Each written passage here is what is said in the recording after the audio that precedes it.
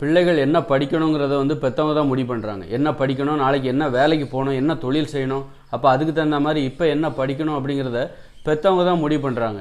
ஏன் முடிவு பண்ணுறாங்க? ஏன்னா பிள்ளைகளுடைய விருப்பத்தை கேட்க மாட்டேன்றாங்க. உனக்கு ஒன்றும் தெரியாதுன்னு ஏன் சொல்கிறாங்க அப்படின்னா, படிக்க வைக்கிறதுக்காக பெற்றோர்கள் வந்து நிறைய பணத்தை வந்து முதலீடு செய்கிறார்கள்.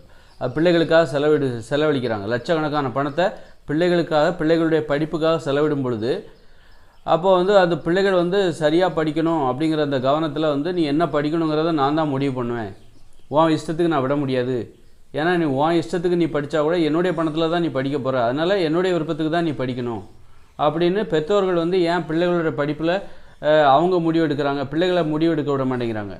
என்ன படிக்கணுங்கிறத பெற்றவங்க தான் முடிவு பண்ணுறாங்க. இதுக்கு காரணம் என்னென்னா, பெற்றோர்கள் வந்து பிள்ளைகளுக்காக செலவழிக்கிறது தான் காரணம். ஒருவேளை அரசாங்கமே எல்லா பணத்தையும் கட்டி பிள்ளைகளை இங்கே இருக்கிற மக்களை படிக்க வைக்கிறாங்கன்னு வச்சுக்கோங்க, அப்போ இந்த பெற்றவங்க வந்து தலையிட முடியாது. பிள்ளைகளை வந்து நீ என்ன படிக்கணும் அப்படின்னு சொல்லிட்டு பெற்றவங்க வந்து தலையிட முடியாது. அதுக்கு அவர்களுக்கு உரிமை இல்லாதவர்களாக ஆகிவிடுகிறார்கள். ஏன்னா அரசாங்கம் செலவு பண்ணுது, நீங்கள் என்ன சொல்கிறது, நான் என்ன படிக்கணும்னு நீங்கள் இன்னும் சொல்ல தேவையில்ல அப்படின்னு சொல்லி பிள்ளைகளே பெற்றோர்களை கேள்வி கேட்க ஆரம்பிச்சிருவாங்க. இன்றைக்கி கேள்வி கேட்க முடியல. அந்த மாதிரி கேள்வி கேட்க முடியாத நிலைமை ஏன் வருது? இந்த அரசாங்கம் கல்வியை கட்டணம் வாங்கி கொண்டு தனியார் துறையிடம் விட்டதுனால்தான் இன்றைக்கி கல்வி கற்பதற்காக பல லட்ச ரூபா செலவு பண்ண வேண்டியிருக்கு. அந்த பல லட்ச ரூபா யார் செலவு பண்ணுறா? பெற்றவங்க தான் செலவு பண்ணுறாங்க. அப்படி இருக்கும்போது உன் விருப்பப்படி படி, நான் பணத்தை மட்டும் செலவழிக்கிறேன் அப்படின்னு சொல்லி பெற்றவங்க சும்மா இருக்க மாட்டாங்க.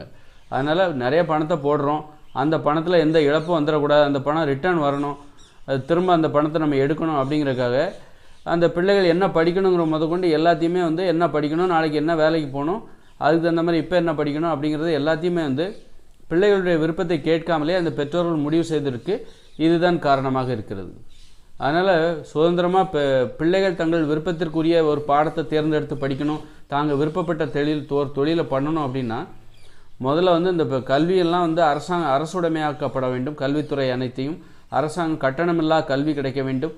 அப்போ தான் இந்த பெற்றோர்களுடைய தலையீடு இல்லாமல் அந்த பிள்ளைகளால் சுதந்திரமாக தாங்கள் விரும்பிய ஒரு பாடத்தை, அது எந்த பாடமாக இருந்தாலும் அவங்க படிக்க முடியும். அதற்கான சுதந்திரம் எப்போ வரும்?